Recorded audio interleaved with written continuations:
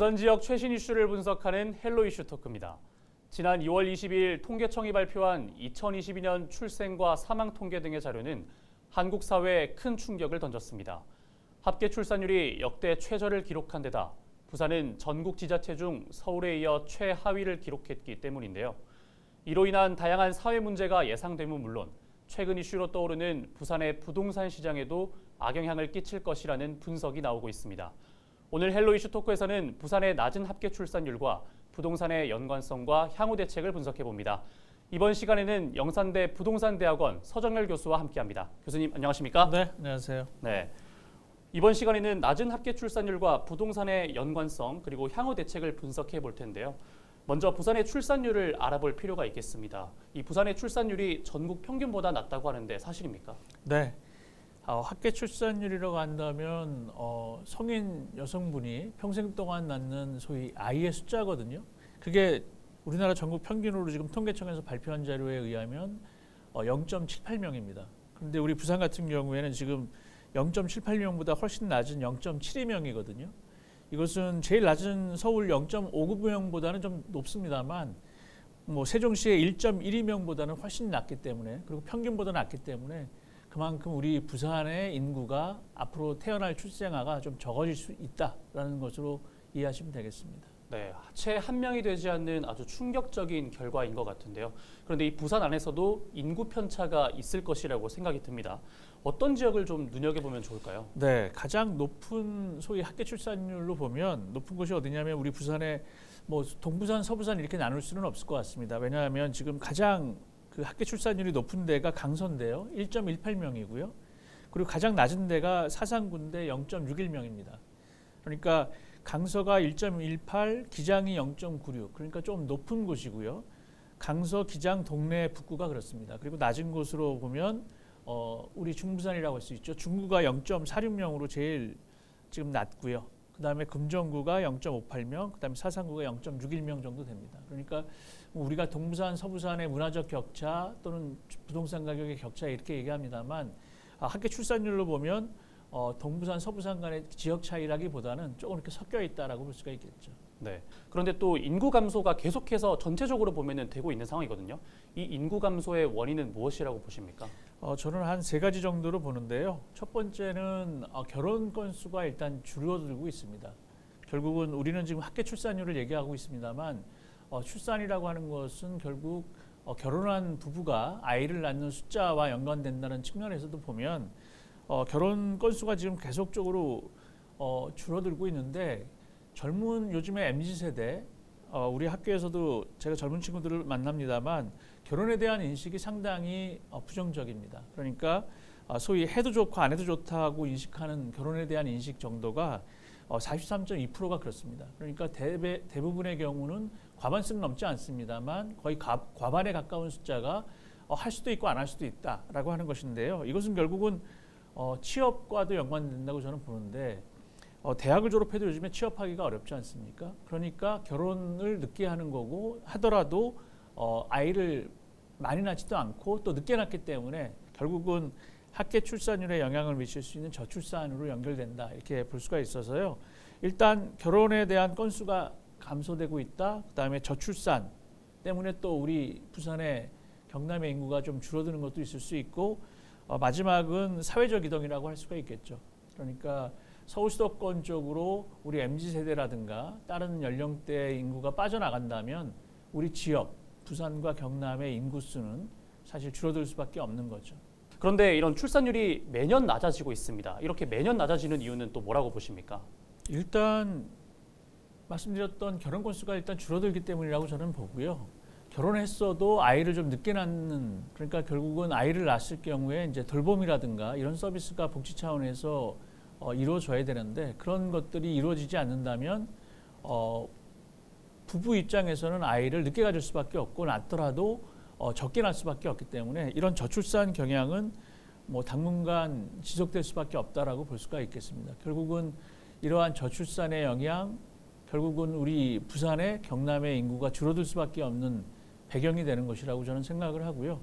덧붙여서 아까 말씀드렸던 소위 사회적 이동 때문에 계속 서울 수도권으로 우리 부산 인구가 빠져나간다면 뭐 결국은 우리 부산의 인구들은 지속적으로 줄어들고 있는 것이 줄어들 수밖에 없고 또 줄어들고 있는 이유가 바로 이런 저출산 뭐에 근거한 것이다라고 말씀드릴 수밖에 없겠죠. 네, 이렇게 저출산이 이어지면 지역 내에서도 다양한 사회 변화가 있을 것 같다라는 생각이 들거든요. 구체적으로 어떤 변화가 있을까요? 일단 요즘에 젊은 친구들은 3포 세대 또 M포 세대 이렇게 얘기하지 않습니까? 그러니까 3포, 5포, 7포 이렇게 얘기를 하는데 그 3포라고 하는 것이 세 가지를 포기한 거죠. 출산, 연애, 결혼을 포기한 겁니다.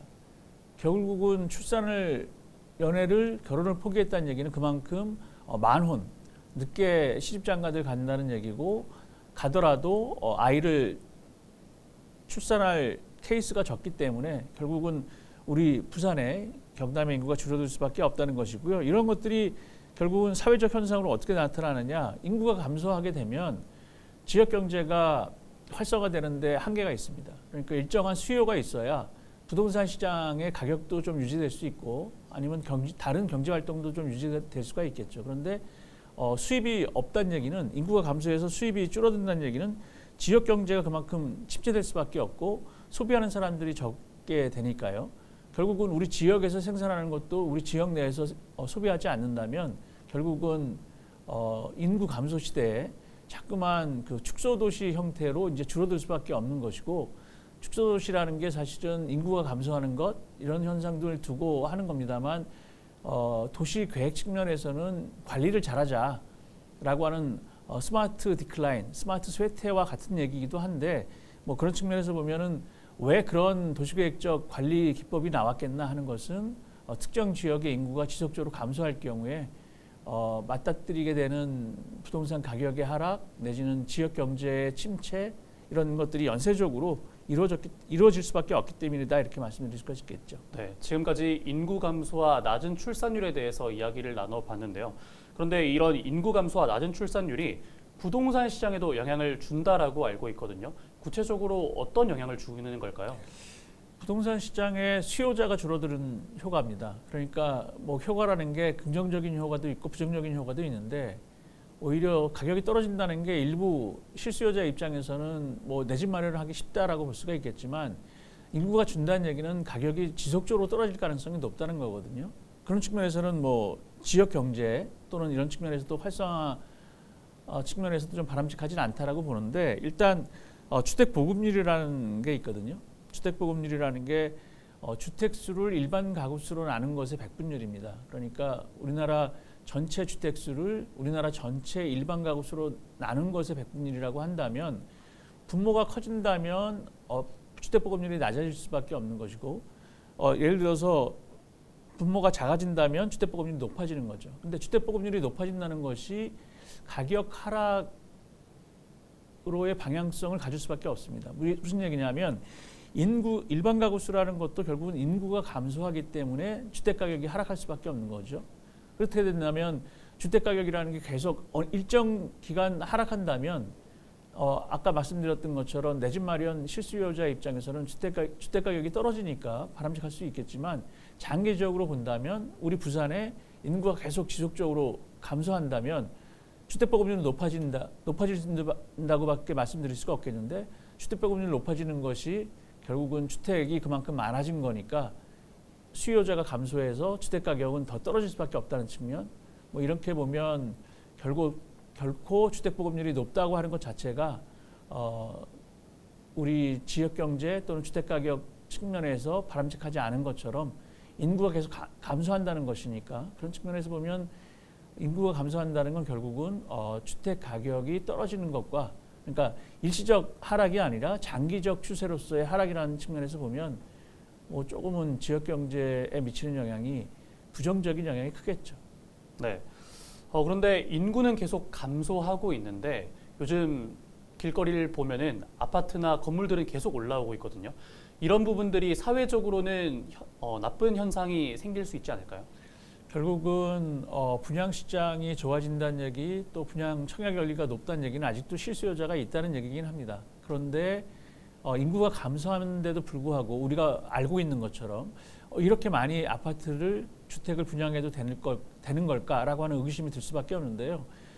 주택은 한번 지어지게 되면 보통 뭐 40년 내지 50년 이상 법적으로도 재개발이나 재건축을 하지 않는 한 존속될 수밖에 없기 때문에 무한히 공급되지는 못한다. 왜냐하면 수요자가 무한하지가 않기 때문에 그렇습니다. 우리가 대를 이어서 자손들이 계속 번창한다면, 인구수가 늘어난다면 주택이 일정 부분 멸실주택을 제외하고는 좀 사회적으로 버퍼로서도 필요합니다만, 앞서 말씀드렸던 것처럼 인구가 지속적으로 감소할 가능성이 높다라고 한다면 지금과 같은 분양시장의 청약, 호황 이런 것들은 앞으로 뭐 10년, 15년 이후에도 지속적으로 수요가 창출되지 않는 한 기대할 수 없다라는 게 제 개인적인 생각이기도 합니다. 네, 지금의 낮은 출산율을 바라봤을 때, 그리고 현재 부동산 시장을 봤을 때는 지금 판단하기에는 그렇고 향후 한 10년, 15년 후에 판단을 하는 게 좋겠다라는 말씀이신 것 같은데요. 실질적으로 이 낮은 출산율에 따른 부동산 가격 변동이 이 부산의 부동산 시장에서도 감지가 되고 있습니까? 네, 이것은 학술적으로도 어느 정도 상관성이 있는 것으로 나옵니다. 그러니까 낮은 출산율 내지는 그 얘기는 이제 우리 부산에 또는 경남의 인구가 줄어든다는 얘기잖아요. 인구 감소가 되면 실제로 학술 연구에서도 지역의 주택 가격이 떨어질 수 있다라는 것으로 지금 확인이 되기 때문에 결국은 인구 규모의 지속적인 감소, 이것들은 주택 가격 측면에서 보면 부의 영향이라고 말씀드릴 수밖에 없습니다. 부의 영향이라고 하는 것은 통계적으로 유의한 범위 내에서 마이너스 효과다 이렇게 볼 수가 있는 것이거든요. 그러니까 소위 플러스로서의 정의 효과가 아니라 마이너스로서의 부의 효과가 나타난다는 얘기는 인구 규모가 작다는 얘기는 주택 가격도 떨어질 가능성이 있다라는 상관성으로 이해하시면 될 것 같고요. 뭐 그런 측면에서 요즘에 우리 지역에서도 수요자가 감소하는 측면, 이것을 뭐 세대 증여 이렇게 또 통해서도 얘기를 할 수가 있거든요. 근데 세대 증여는 사실은 세대 생략 증여라고 하는 것이 맞습니다. 왜냐하면 할아버지가 그 아들 세대에게 주는 것이 아니라 손자 세대에게 증여하는 것이기 때문에 그렇죠. 그러니까 결국은 할아버지 세대에서 마련한 주택이 있는데 그걸 자녀 세대에게 물려주는 것이 아니라 바로 손자한테 물려준다고 한다면 뭐 세무적으로는 증여세를 2번에 걸쳐서 내야 될 걸 한 번만 내면 된다라는 측면에서 보면 약간 절세 효과가 없지 않아 있습니다만, 요즘에 MZ세대에게 왜 그 할아버지 세대가 이런 세대 증여를 많이 하느냐, MZ세대를 손주라고 할아버지 입장에서 보면, 할아버지 세대 입장에서 보면 취업도 하기 힘들고 결혼도 늦게 하고 또 거기다가 최근 몇 년 동안 오른 집값 때문에 집 사는 것도 만만치 않기 때문에 할아버지 입장에서는 그렇다면 내가 갖고 있는 주택을 아들 세대는 이미 주택을 갖고 있으니 집 사기 힘들다는 손주에게 증여하는 것이 바람직하겠다라는 나름의 판단을 사회적으로 하는 것 같습니다. 네, 말씀해 주신 이 세대 증여가 늘어남에 따라 부산의 부동산 시장에는 어떤 영향을 미칠 것이라고 보십니까? 지금 당장은 아닌데요. 장기적으로 보면 결국 MZ세대라고 하는 우리 부산에 있다면, 부산에 있는 MZ세대가 만약 결혼을 좀 늦게 하더라도 결혼을 했다면 이제 내 집 마련을 해야 되지 않겠습니까? 그런데 내 집 마련을 해야 되는데 할아버지 세대가 만약 세대 증여를 했다. 그러면 굳이 집을 추가로 또 마련할 필요가 없다는 측면에서 보면 앞으로 잠재된 예비 수요자가 시장에서 이탈하는 거죠. 그렇게 되면 소비자가 시장에서 이탈한다는 얘기는 집을 사줘야 선순환이 되거나 공급과 수요의 원칙에 따라서 가격이 결정되는데 공급 측면보다는 공급은 지속적으로 있는데 수요자가 만약 집 살 실수요자가 아니다라고 한다면 공급량도 줄어들겠죠. 그렇게 되면 일정 기간은 지금 당장은 아닙니다만 현재와 같은 공급이 있는 상태에서 세대 증여가 많아진다. 그 얘기는 수요자가 줄어든다는 얘기니까 그만큼 가격은 떨어질 수밖에 없다라는 것이 일반적인 추론이라고 할 수가 있겠습니다. 그렇다면 세대 증여를 조금 경계해야 된다라고 보시는 걸까요? 세대 증여를 이게 사회적인 선택이기 때문에요. 세대 또는 가구의 선택이기 때문에 그것을 억제할 방법은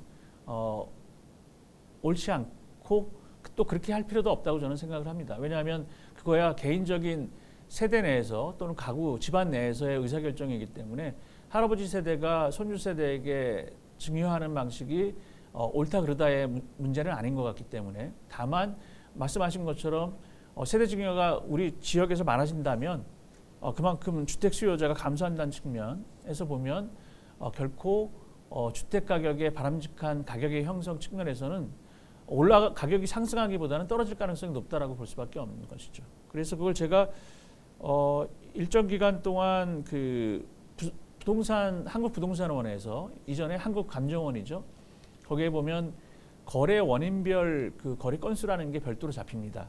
그러니까 거래 원인별 거래 건수라고 하는 것은 어떤 거냐면 매매라든가 뭐 판결, 교환, 증여, 분양권 뭐 이런 측면에서 이제 거래 원인별 거래 건수가 별도로 데이터로 잡히는 게 있는데요. 우리 경남이나 부산 거를 보면 작년 11월에만 보더라도 우리 부산에서 증여한 건수가 이건 세대 증여 건수는 아니고 다 증여 건수 전체입니다. 927건이었습니다. 그런데 12월 들어서는 갑자기 이 건수가 많아지면서 2,100여 건으로 늘어나거든요. 물론 이제 그 12월 연말이기 때문에 증여를 연도가 지나가기 전에 하자라고 하는 것이 건수가 늘었을 수도 있습니다만 이런 세대 증여를 포함한 증여 건수가 늘고 있는 것은 사실이다라고 볼 수가 있습니다. 그리고 경남 지역도 보면 11월에 한 2,100건 정도가 있었던 것이 12월로 가면 3,600건 정도로 증가합니다. 결국은 세대 증여를 포함한 증여가 우리 지역에서도 조금씩은 늘어나고 있지 않나. 이 데이터를 통해서 확인할 수 있는 내용이다. 이렇게 말씀드릴 수가 있겠죠. 네, 세대 증여에 관련해서 말씀을 해주셨는데 그런데 오늘 이번 주제에서 근본적인 문제들이 인구 감소에 대한 대책에 대해서 저희가 굉장히 절실하다고 느끼고 있지 않습니까? 먼저 국가 차원의 획기적인 대책이 필요해 보이는 상황인데 어떤 제안을 해주실 수 있겠습니까? 정부가 지금 정부뿐만 아니라 이전 정부 또 그 이전 정부를 통해서도 정부 부처에서는 저출산 대책들을 국가 차원에서 해온 것으로 알고 있고요. 최근에 윤석열 정부가 확인해 보니까 정부 부처에서 저출산 대책으로 개별 그 관련 부서에서 추진하는 것들을 다 합치니까 208개 사업이나 된다고 합니다. 그러니까 상당히 많은 사업들이 지금 개별 부처에서 조금은 다양하게 추진됐던 것이죠. 그래서 지금 윤석열 정부는 선택과 집중을 하겠다. 그래서 이 건수들을 대폭 통폐합을 해서 조금은 실질적인 저출산 대책이 효과를 볼 수 있도록 추진하겠다라는 지금 정부의 발표가 있었고요. 저 개인적으로는 정부 대책으로는 두 가지입니다. 하나는 첫 번째는 일자리입니다. 일자리가 많이 늘어나야 일단은 경제적인 소득도 늘고 또 결혼에 대한 연령도 조금은 낮아질 수 있다는 게 첫 번째고요. 근데 이 두 번째는 이 첫 번째와 연결됩니다. 그러니까 결국은 일자리가 있어야 되고 맞벌이가 가능한 사회가 돼야 됩니다. 요즘에 우리 MZ세대 많이들 얘기합니다만 결혼에 대한 인식도 과반수는 안 됩니다만 아까 42% 정도가 조금 해도 그만 안 해도 그만이라고 하는 인식 태도를 갖고 있기 때문에 일자리가 좀 확대되고 또 결혼해서 부부가 맞벌이를 할 수 있다면 그리고 이제 맞벌이라고 하는 것은 결국은 아까 말씀드렸던 돌봄 서비스가 복지 차원에서 이루어져야 되는데 이 두 가지가 이루어지면 그러니까 다시 한번 말씀드리면 일자리 그다음에 맞벌이가 가능한 사회가 만들어진다면 제가 볼 때는 저출산 문제는 획기적으로 조금은 해칭할 수 있는 회피할 수 있는 방법일 수가 있겠습니다만 이 두 가지를 다 만족시킬 수 있는 정부 정책을 추진한다는 것이 쉽지가 않기 때문에 이에 대한 정부의 정책의 어떤 선택과 집중 그리고 지원 이런 것들이 조금은 폭넓게 집중돼야 되지 않을까 생각을 합니다. 네, 이 부산이 일자리도 많아지고 맞벌이 할 수 있는 그런 환경이 조성이 되어서 모두가 살기 좋은 부산시가 되었으면 좋겠습니다. 오늘 말씀 여기까지 듣겠습니다. 감사합니다. 네, 감사합니다. 지난 3월 21일 부산시가 올해를 대도약의 원년으로 선언하면서 새로운 도시 브랜드 부산이즈 굿을 공개했습니다. 슬로건이 현실이 되기 위해서는 다양한 분야를 아우르는 정책이 필요한데요. 현재 부산 부동산 시장의 불황을 하나의 현상으로 볼 것이 아니라 근본적인 인구 문제부터 짚어내 해결 방안을 도출하는 넓고 깊은 지혜가 필요하다는 사실을 강조하면서 오늘 헬로 이슈 토크 여기서 마무리합니다. 오늘 방송은 헬로티비 뉴스 공식 홈페이지에서 다시 보실 수 있습니다. 시청해주신 여러분 고맙습니다.